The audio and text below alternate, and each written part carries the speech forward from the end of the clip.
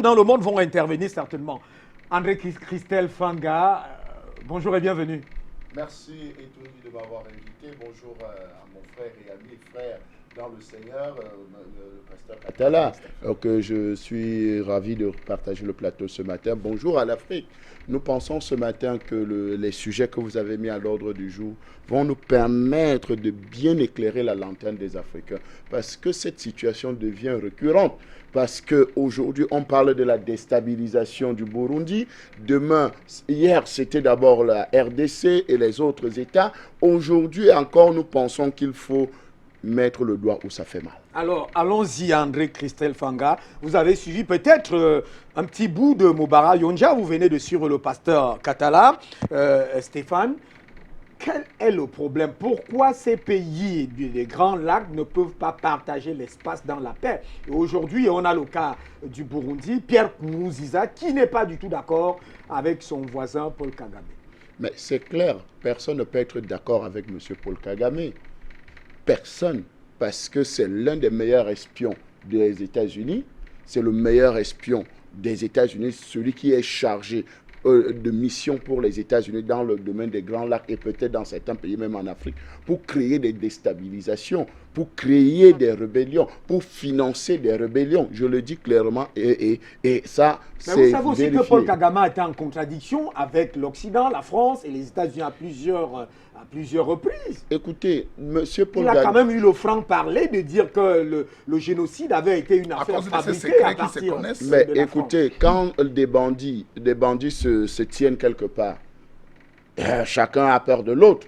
Parce qu'on sait quand même qu'aujourd'hui, au Rwanda, quand nous regardons la situation, il a dit vrai, la France est génocidaire. C'est la France qui a causé le génocide au Rwanda. Et ce n'est que normal, et c'est même quasiment incroyable. Le Rwanda a été transformé en pays anglophone alors que le Rwanda, premièrement, est un pays francophone. Vous voyez qu'aujourd'hui, on utilise plus la langue anglaise au Rwanda aujourd'hui que la langue française, alors que c'est un pays francophone d'hier. Donc aujourd'hui, vous voulez dire que c'est une influence politique? Mais bien sûr, c'est une influence politique qui a conduit Kagame à ces réformes-là. Et comme on sait le faire, on a créé le désordre au Rwanda pour venir encore reconstruire. Parce que c'est le miracle rwandais que nous parlons aujourd'hui n'est pas le travail de fonds de M. Kagame, non. C'est les financements extérieurs, c'est les appuis extérieurs des États-Unis et des autres de ses complices, parce qu'en réalité, il faut prouver au monde, pour effacer la grande plaie du génocide, parce que c'est des millions et des millions d'Africains qui sont morts dans le génocide rwandais. Donc il faut maintenant parler, changer de façade. Il faut présenter maintenant le Rwanda comme un pays développé, comme un pays qui a réussi sa croissance, qui a réussi à se relever, alors qu'en réalité, il y a un pillage énorme qui est caché derrière. Derrière ce pillage se trouve, derrière cette mafia qui travaille en connivence avec des rébellions, qui travaille en connivence avec l'armée régulière du Rwanda, qui maintenant pille le Congo, pille la RDC, nous parlons bien de la RDC. Vous validez ce que... C'est la vérité. C'est ça la vérité. C'est ça la vérité. Est-ce que le Rwanda est producteur de coltan? Est-ce que la même quantité de diamants qui se trouve et d'or qui se trouve en RDC se trouve au Rwanda? Pourquoi la RDC n'arrive pas à se développer, n'arrive pas à atteindre son développement, alors que c'est le pays le plus riche, le plus vaste, le plus important dans cette région-là? Et aujourd'hui, M. Kagame, aujourd'hui, au lieu de rester seulement peut-être, il a trouvé un terrain fertile qui est la RDC. Maintenant, fait une bifurcation vers le Burundi. Justement, avec le Burundi, dans cette affaire de Mabayi, dans cette forêt dense, à 10 km avec la frontière rwandaise. 8 soldats tués, des dizaines disparus. Un doigt accusateur est pointé. Quelques visent donc Paul Kagame, si jamais c'est lui.